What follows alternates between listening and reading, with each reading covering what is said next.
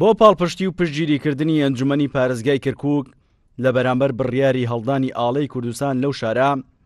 ڕێکخراوەکانی کۆمەڵی مەدەنی دەستیان بە کۆکردنەوەی ئیمزا کرد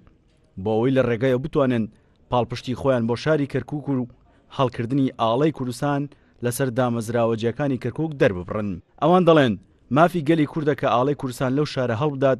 چونکە گەلی کورد توانین لە شەڕی داعشدا ئەو شارە بپارێزێت. داخوازت کەین و کۆمەڵگەی مەدەنی ئەڤروکە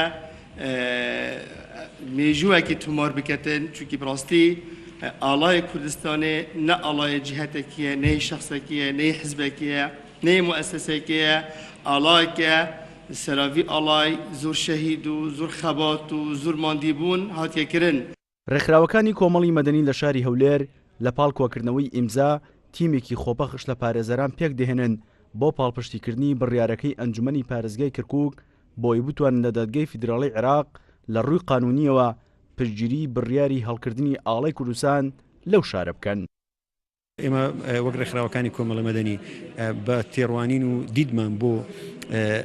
گرنگجی ڕۆڵی ڕێکخراوەکانی کۆمەڵی مەدەنی لە پرسەنەتەوەی نیشتمانیەکان هەڵساین بە هەڵمەتی ئیمزا کۆکردنەوە بۆ پاڵپشتیکردن و ئەیگەین لایەنە پەیوەندیارەکان و بە تایبەتی ئەو لایەنە با بڵێن نێودەوڵەتیانەی کە ڕێز لە چاڵاکی مەدەنیەکان ئەگەرن و گرنگجی چاڵاکی مەدەنیەکان ئەزانن. ئەو بەیاننامەی پێ پێستا لە چوارچەرخ خوێنوانەوەی دەژێنە سەر زمانی عەرەبی ئینگلیزی بۆ دانی بەلایەنە عێراقیەکان و لایەنە نێودەوڵەتیەکان